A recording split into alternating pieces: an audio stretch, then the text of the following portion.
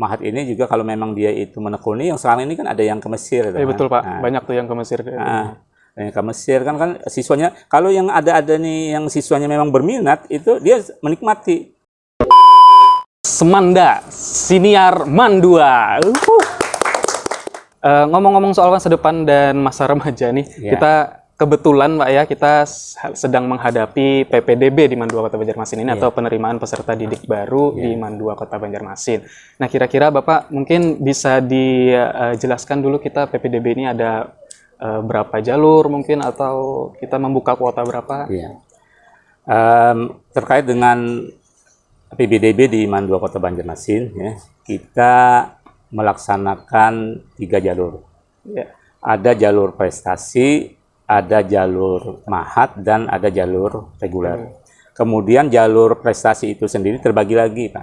Oh gitu. Nah, jadi ada berdasarkan nilai raport.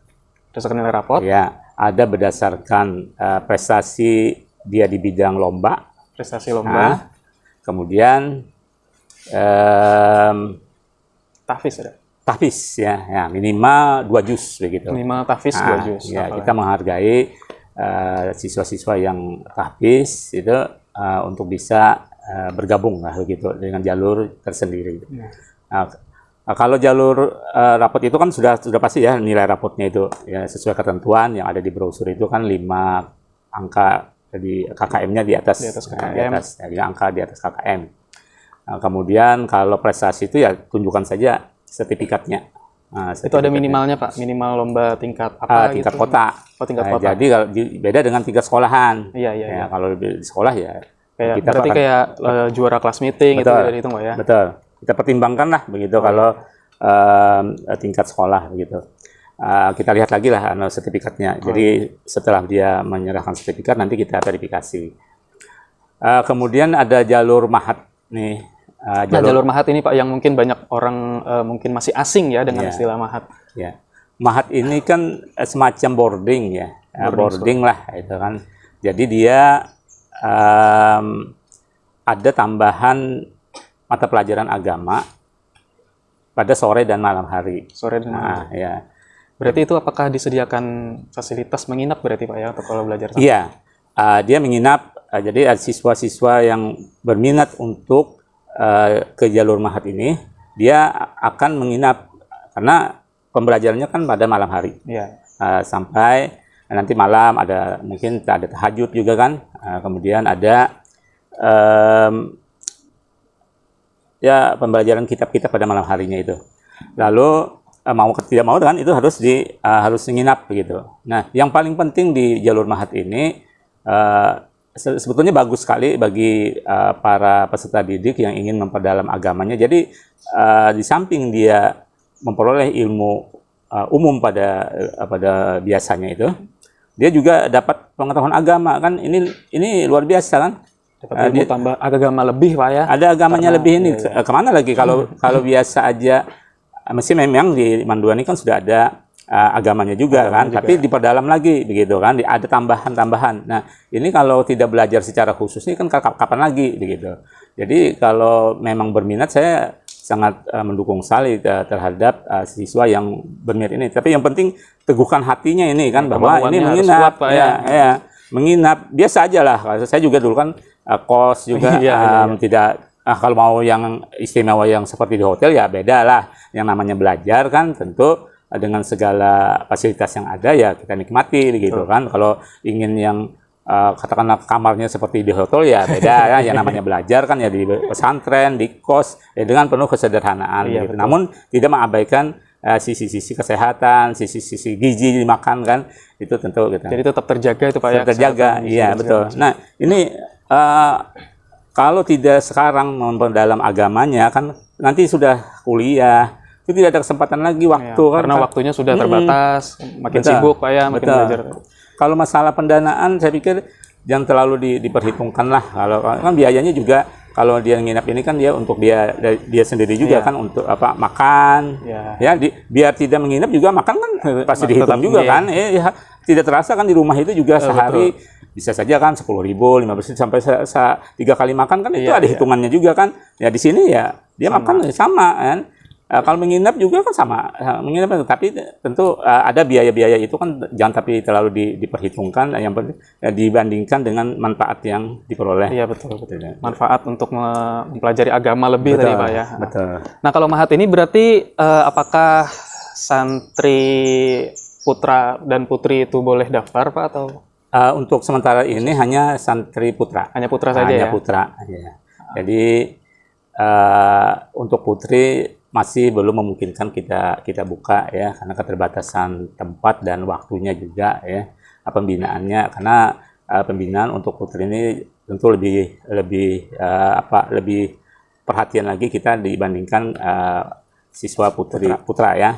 Jadi untuk sementara ini kita masih memfokuskan kepada putra, dan hasilnya juga Pak Andre, Mahat ini juga kalau memang dia itu menekuni, yang sekarang ini kan ada yang ke Mesir. Betul Pak, banyak tuh yang ke Mesir. Yang ke Mesir kan siswanya, kalau yang ada nih yang siswanya memang berminat itu dia menikmati.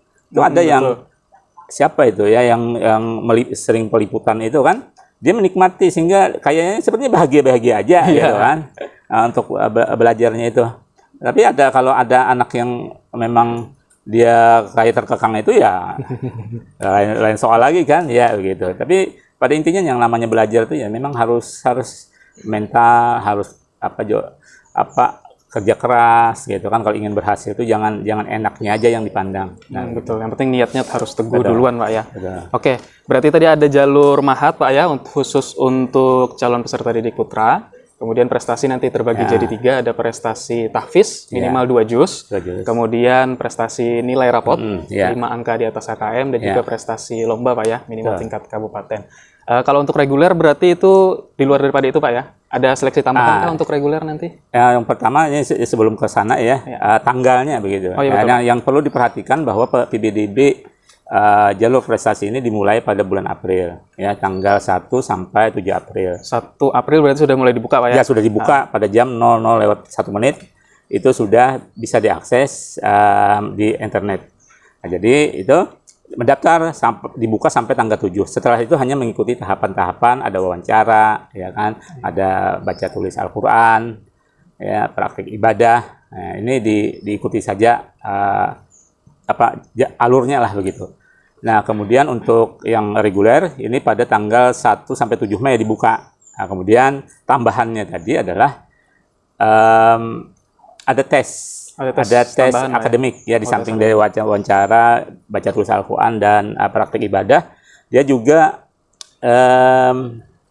ada tes akademik begitu. Akademik ini kan untuk mengetahui sejauh mana peserta didik yang punya pengetahuan dasar begitu. Nah, jadi kita bisa nanti memetakan bahwa siswa ini kurangnya di sini mungkin ada matrikulasi dan sebagainya. Oh iya betul.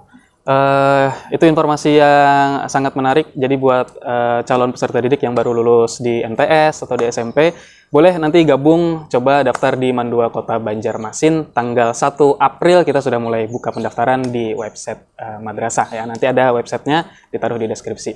Nah, mungkin pertanyaan terakhir Pak, sebelum kita tutup. Tadi kan kita sudah tahu kalau lingkungan masa remaja, lingkungan sekolah itu sangat penting untuk menunjang karakter, menunjang masa depan. Nah, sekarang kenapa Pak remaja-remaja atau calon siswa SMA ini menjadikan Mandua Kota Banjarmasin ini menjadi sekolah atau madrasah yang bisa dipertimbangkan lah?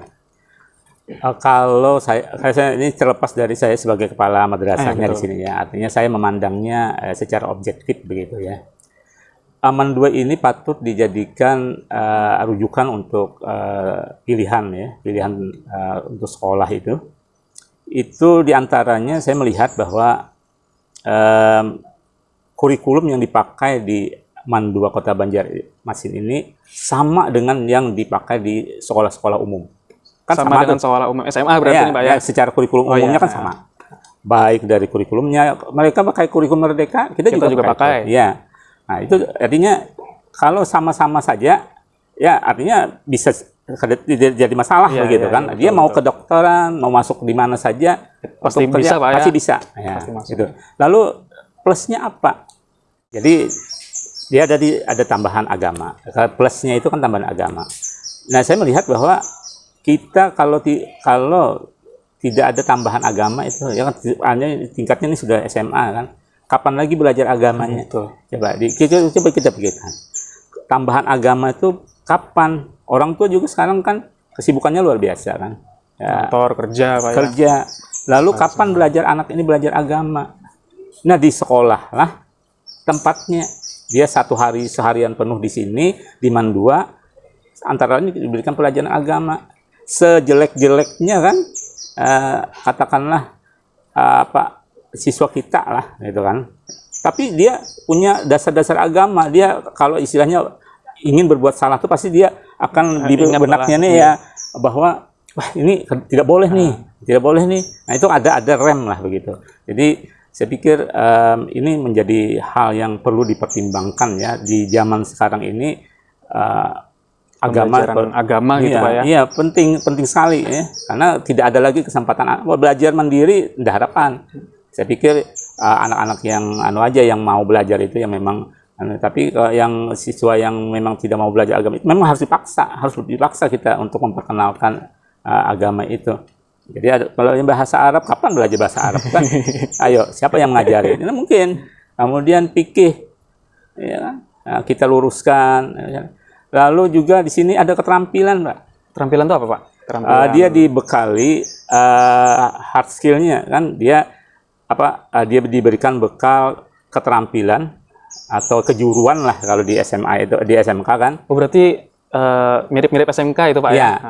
Diberikan memang tidak sepenuh seperti di SMK kan, tapi dia ada setiap minggunya itu kan 6 jam diberikan tambahan pembelajaran kejuruan sesuai dengan pilihannya. Ada 6 di MAN 2 Kota Banjarmasin ini kan, ada tata boga, tata busana, kemudian teknik dan bisnis sepeda motor, lalu perikanan, komputer, lalu elektronika.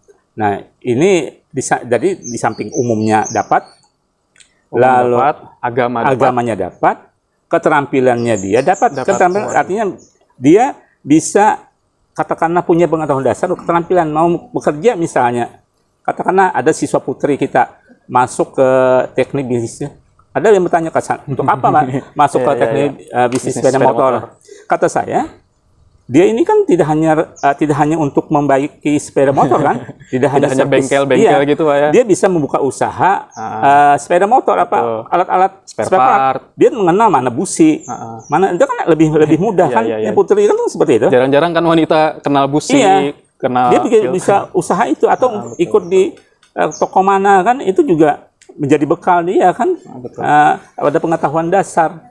Nah, jadi supervisornya kah, ya kan? Nah, jadi ini sangat bermanfaat dan saya mengimbau sebetulnya ya, terlepas dari saya sebagai kepala madrasahnya, perlu dipertimbangkan lah untuk masuk ke MAN 2 ini dengan berbagai kelebihan yang ada. Saya pikir ini bisa menjadi pilihan yang utama bagi calon peserta didik ya.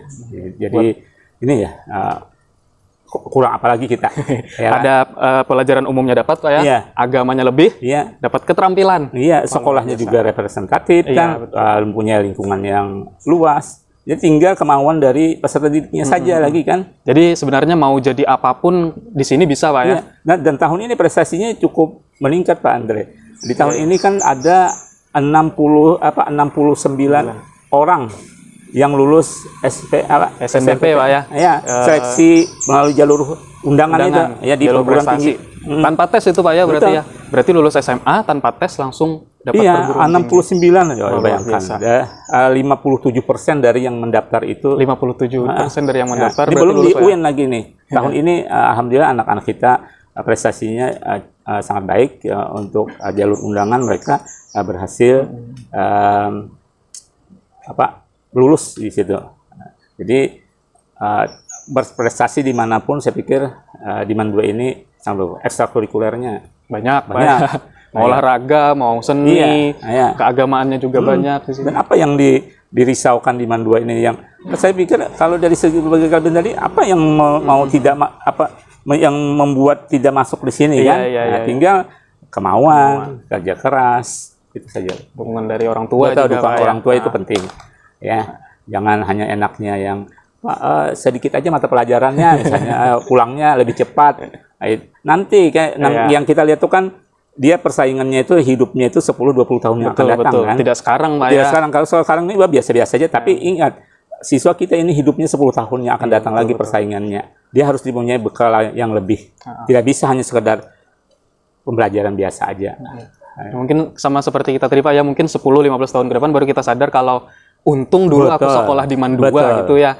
Jadi kita punya keterampilan, kita punya ilmu agama, dan mudah-mudahan tadi kita bisa punya karakter minimal kayak Bapak bilang tadi adalah kita bisa ngerem Pak ya, kalau ada sesuatu yang kita perbuat ini sudah melenceng, kita bisa ngerem karena ilmu agamanya tadi. Iya. Oke, kalau begitu Pak, terima kasih banyak atas waktunya. Kita mungkin sudah cukup ini. Jadi sekali lagi buat siswa SMP atau MTS yang baru lulus, silahkan bisa ikut di Man 2 Kota Banjarmasin, menjadi keluarga besar Man 2 Kota Banjarmasin. Jangan lupa nanti PPDB dimulai pada 1 April di website ppdb.man2kotabjm.sch.id. Infonya juga bisa dilihat di sosial media Man 2 Kota Banjarmasin, ada Facebook, Instagram, TikTok. Jadi jangan lupa di-follow juga. Dan terima kasih untuk perhatiannya. Ini adalah konten perdana dari Smanda, Siniar Manda, bersama bintang tamu yang luar biasa. Sekali lagi tepuk tangan untuk Bapak Abdul Hadi. Assalamualaikum warahmatullahi wabarakatuh. Waalaikumsalam warahmatullahi wabarakatuh. Smanda, Siniar Man 2.